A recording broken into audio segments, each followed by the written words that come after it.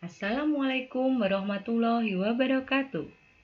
Semangat pagi, pagi, pagi, pagi. Selamat pagi, anak-anakku kelas 6 yang soleh, yang soleha, dan hebat-hebat. Bagaimana kabar kalian hari ini? Semoga kalian senantiasa sehat dan selalu semangat untuk mengikuti pembelajaran online. Alhamdulillah, puji syukur senantiasa kita panjatkan kepada Allah Subhanahu wa Ta'ala yang telah melimpahkan kesehatan kepada kita semua. Pada hari ini, kita akan belajar tentang kalimat utama dan kalimat penjelas.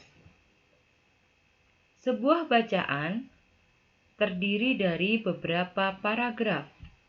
Nah, setiap paragraf memiliki kalimat utama dan kalimat penjelas. Kalimat utama, apa itu? Kalimat utama adalah kalimat yang di dalamnya mengandung ide pokok atau gagasan utama sebuah paragraf. Kalimat utama juga menyampaikan topik yang akan dibahas dalam paragraf. Sehingga kalimat utama ini memiliki dua unsur penting yang ada di paragraf, yaitu ide pokok paragraf dan juga topik yang akan disampaikan dalam paragraf. Letak kalimat utama dalam sebuah paragraf dibagi menjadi 3, yaitu A, B, atau C. Kalimat utama itu bisa terletak di awal paragraf, bisa terletak di bawah atau belakang paragraf, dan juga bisa terletak di campuran, yaitu gabungan dari awal dan juga bawah paragraf. Sekarang Bu Ika akan bahas satu persatu letak dari kalimat utama tersebut. Kalimat utama yang terletak di awal paragraf. Cara mudah untuk menentukan kalimat utama tersebut terletak di awal paragraf adalah dengan menggunakan kata kunci. Kata kuncinya terdapat pada kalimat kedua dalam paragraf tersebut. Jadi, kalian lihat saja kalimat kedua dalam paragraf tersebut. Apakah kalimat kedua tersebut memiliki ciri-ciri seperti yang akan Bu Ika sampaikan seperti ini? Ciri yang pertama, kalimat kedua paragraf terdapat repetisi atau kata yang diulangi dari kalimat ke-1. Ciri yang kedua, kalimat kedua paragraf terdapat kata rujukan atau kata tunjuk. Contohnya, ini, itu, tersebut, hal itu. Ciri yang ketiga, kalimat kedua paragraf terdapat kata ganti orang. Contohnya, ia, dia, mereka, dan nya. Jika kalimat kedua dalam paragraf tersebut memiliki ciri-ciri seperti yang sudah saya sampaikan, secara otomatis berarti kalimat utama dalam paragraf tersebut terletak di awal paragraf. Selanjutnya, kalimat utama yang terletak di bawah atau belakang paragraf. Kalimat utama yang terletak di belakang atau bawah paragraf juga memiliki kata kunci yang mudah. Apa yang harus kita perhatikan? Yang harus kita perhatikan, cukup kalian lihat kalimat paling belakang atau akhir paragraf. Cirinya, kalimat paling belakang atau akhir paragraf menunjukkan simpulan. Bagaimana cara kita mengetahui apakah kalimat akhir paragraf tersebut merupakan simpulan? Yaitu dengan melihat apakah kalimat paling belakang tersebut ditandai dengan kata penghubung. Contohnya, oleh karena itu, oleh sebab itu, dengan demikian, atau bisa juga dengan kata penghubung yang menunjukkan simpulan penegasan. Contohnya, jadi, bahkan. Nah, jika kalimat akhir paragraf menunjukkan simpulan, berarti secara otomatis kalimat utama dalam paragraf tersebut terletak di bawah atau belakang paragraf. Selanjutnya, kalimat utama yang terletak di awal dan juga di bawah paragraf atau disebut juga dengan campuran. Campuran berarti kalimat utama terletak di awal dan juga di belakang paragraf, sehingga penulisannya nanti merupakan gabungan dari kalimat awal dan kalimat belakang paragraf. Itu namanya kalimat utama yang terletak di awal dan di bawah paragraf atau campuran. Jadi cukup kalian gabungkan saja ciri-ciri di kalimat kedua dan juga ciri-ciri di kalimat belakang. Apakah dua-duanya memenuhi ciri-ciri tersebut? Kalau memenuhi ciri-ciri tersebut, berarti kalimat utamanya adalah campuran. Agar kalian lebih memahami apa yang Bu Ika sampaikan, maka kita akan mencobanya di contoh soal. Contoh menentukan kalimat utama. Di sini Bu Ika memiliki sebuah paragraf.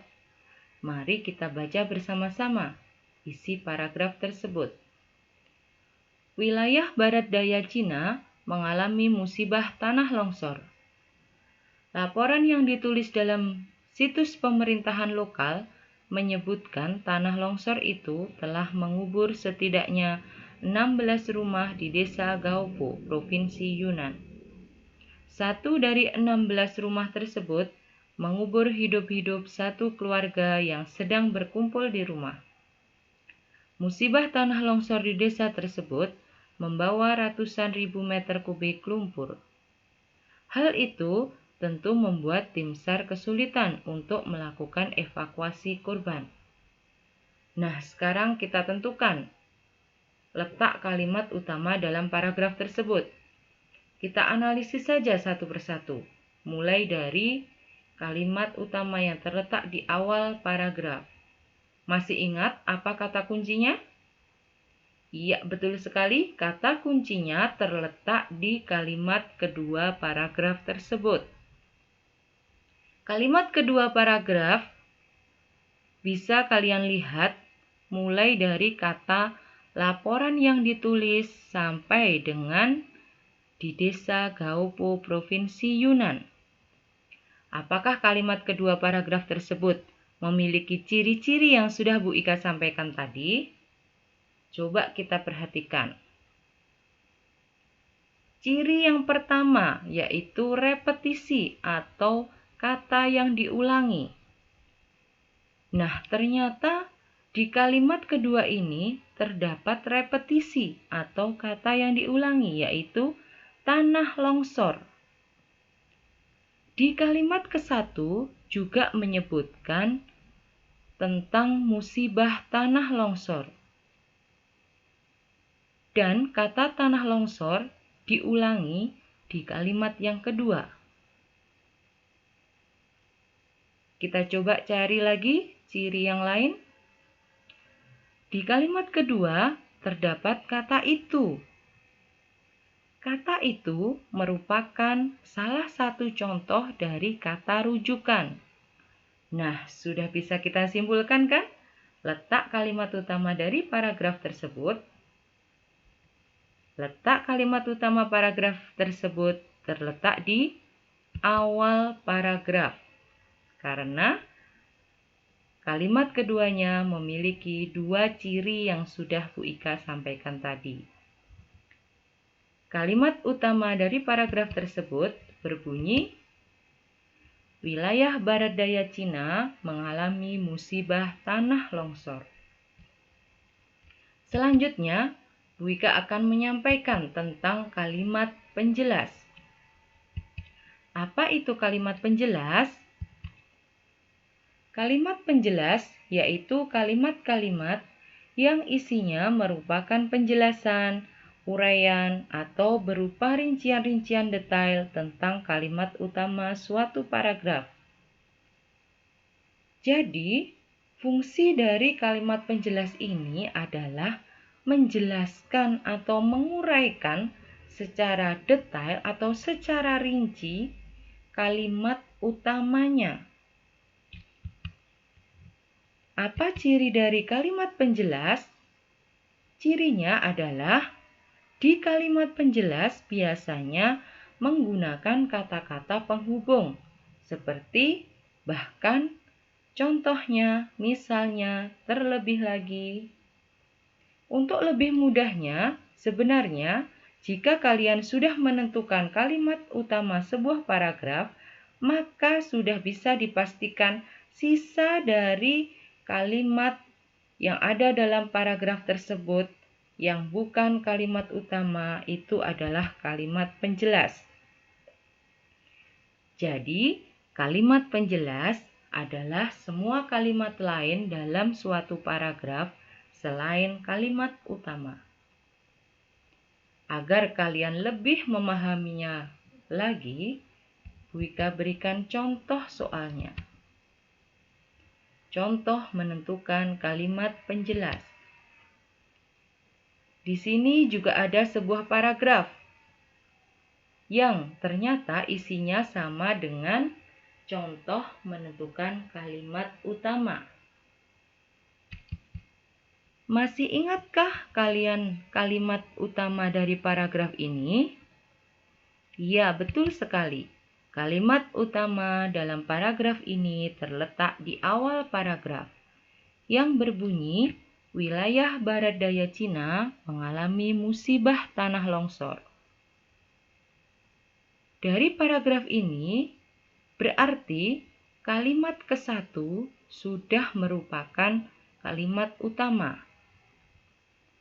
Berarti, sisanya atau kalimat yang lain semuanya adalah kalimat penjelas. Betul sekali. Jadi, kalimat penjelas dalam paragraf ini terletak di kalimat kedua sampai kalimat terakhir. Memang kalimat penjelas lebih banyak dibandingkan dengan kalimat utama. Ingat, fungsi dari kalimat penjelas tadi adalah menjelaskan secara rinci, menjelaskan secara detail isi dari kalimat utama, sehingga dalam suatu paragraf, kalimat penjelas pasti lebih banyak jumlahnya dibandingkan dengan kalimat utama. Sudah paham ya, berarti dari paragraf ini, kalimat penjelasnya adalah mulai dari kata laporan yang ditulis dalam situs pemerintahan lokal sampai dengan kata yang terakhir, yaitu evakuasi korban. Nah, agar kalian lebih paham lagi, Bu Ika berikan satu contoh lagi. Di sini ada sebuah paragraf. Mari kita baca bersama-sama paragrafnya. Salju yang turun dari langit memberikan hiasan yang indah untuk bumi. Beberapa kota disulap dengan nuansa putih, menghasilkan pemandangan cantik dan memikat bagi penikmat keindahan. Hawa dinginnya semakin hari menggigit kawasan-kawasan yang beriklim subtropis dan sedang ini. Jadi, inilah gambaran musim dingin yang terjadi di negeri matahari terbit.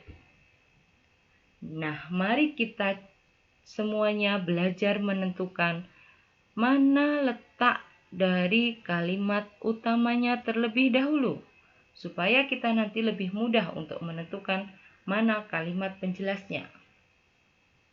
Kita analisis satu persatu seperti contoh yang tadi. Kita analisis mulai dari kalimat utama yang terletak di awal paragraf. Masih ingat kata kuncinya, anak-anak?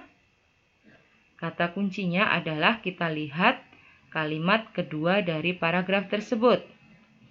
Kalimat kedua dari Paragraf itu berbunyi, beberapa kota disulap dengan nuansa putih, menghasilkan pemandangan cantik dan memikat bagi penikmat keindahan. Apakah kalimat tersebut memiliki ciri-ciri yang sudah Bu Ika sampaikan?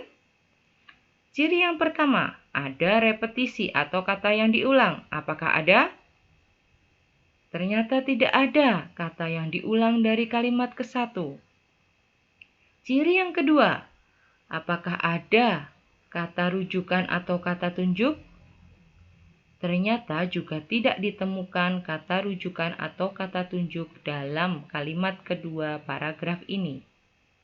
Ciri yang ketiga, apakah ada kata ganti orang dalam kalimat tersebut? Ternyata juga tidak ditemukan kata ganti orang dalam kalimat kedua paragraf tersebut. Baik, sekarang kita coba cari yang lainnya. Kita coba dengan kalimat utama yang terletak di bawah atau akhir paragraf. Apa tadi kata kuncinya, anak-anak? Iya, betul sekali. Jadi kita lihat kalimat akhir dalam paragraf tersebut. Kalimat akhir dalam paragraf tersebut berbunyi, jadi inilah gambaran musim dingin yang terjadi di negeri matahari terbit. Apakah itu merupakan simpulan? Ingat ya, sebuah kalimat dinamakan kesimpulan bisa ditandai dengan kata penghubung, oleh karena itu, oleh sebab itu, dengan demikian, jadi, bahkan. Apakah kalimat terakhir paragraf ini merupakan kesimpulan? Iya, jadi kalimat terakhir paragraf ini merupakan simpulan. Sehingga secara otomatis kalimat utama dalam paragraf ini adalah kalimat keempat yang berbunyi, jadi inilah gambaran musim dingin yang terjadi di negeri matahari tersebut. Letak kalimat utama dalam paragraf ini terdapat di bawah atau akhir paragraf. Sekarang coba kita berikan nomor pada setiap kalimat yang terdapat di paragraf ini untuk menentukan kalimat penjelas. Nomor 1 adalah kalimat salju yang turun dari langit memberikan hiasan yang indah untuk bumi. Kalimat keduanya adalah ini, kalimat ketiganya adalah ini, dan kalimat keempat itu adalah kalimat utama. Berarti kita sudah bisa menentukan mana saja kalimat penjelasnya. Masih ingat apa itu kalimat penjelas? Kalimat penjelas itu adalah semua kalimat selain kalimat utama dalam paragraf. Berarti dalam paragraf ini kalimat penjelasnya ada di nomor 1, 2, dan 3 yang berbunyi, salju yang turun dari langit memberikan hiasan yang indah untuk bumi sampai dengan kawasan yang beriklim subtropis dan sedang ini. Nah, apakah kalian sudah paham bagaimana cara menentukan kalimat utama dan juga kalimat penjelas dalam suatu paragraf? Agar Bu Ika tahu tingkat pemahaman kalian terhadap materi yang sudah saya sampaikan, maka nanti silahkan kalian mengerjakan latihan soal dalam link yang sudah Bu Ika sampaikan.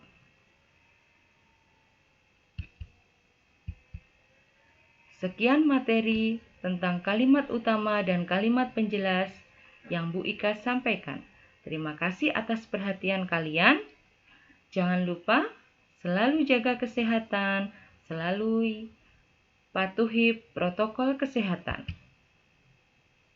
Kelas 6, religius, kreatif, berprestasi.